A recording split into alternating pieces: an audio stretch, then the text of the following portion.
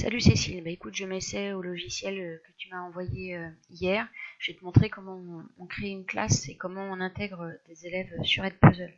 Donc sur Edpuzzle, tu vas tout en bas, tu as fait Add New Class, Create a New Class. Tu vas rentrer le nom de ta classe. On va mettre 6e essai. Il n'y a pas de description, mais classique, et on crée la classe. Voilà. Une fois que la classe elle est créée, normalement, il te donne un code pour inviter des étudiants, des élèves. Donc le code, il faut le copier. Donc moi, c'est ça que je recopie sur une feuille à part et que j'ai tout le temps avec moi dans mes affaires. Voilà, donc ça c'est fait. On sort de là, tu te déconnectes. Et là, on va imaginer que tu enregistres des élèves. Donc tu fais sign up, student. On va se connecter avec Edpuzzle. On va rentrer le class code. Donc c'est celui-là.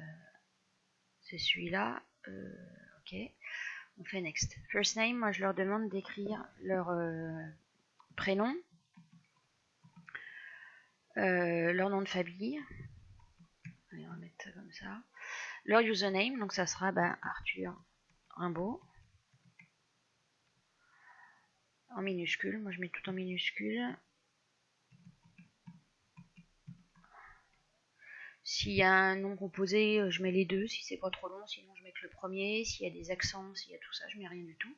Et en mot de passe, je mets 1, 2, 3, 4, 5, 6. Et tu fais Join Class. Voilà. Donc là, tu arrives sur le pronote de l'élève et effectivement, il est bien en 6e essai.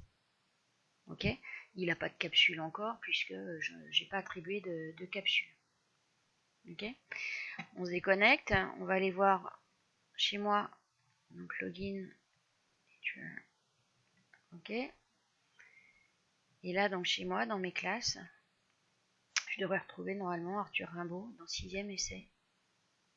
Student. Voilà. Et donc il y a bien Arthur Rimbaud qui est en 6e essai. Donc il y a bien son prénom avec une majuscule, son nom de famille complet. Et il s'appelle bien Arthur Rimbaud. Je peux éditer son nom. Donc je peux changer. On peut modifier son mot de passe ou on peut l'enlever de la classe. C'est-à-dire que les élèves qui changent de classe en début d'année, tu les supprimes en fait. Voilà.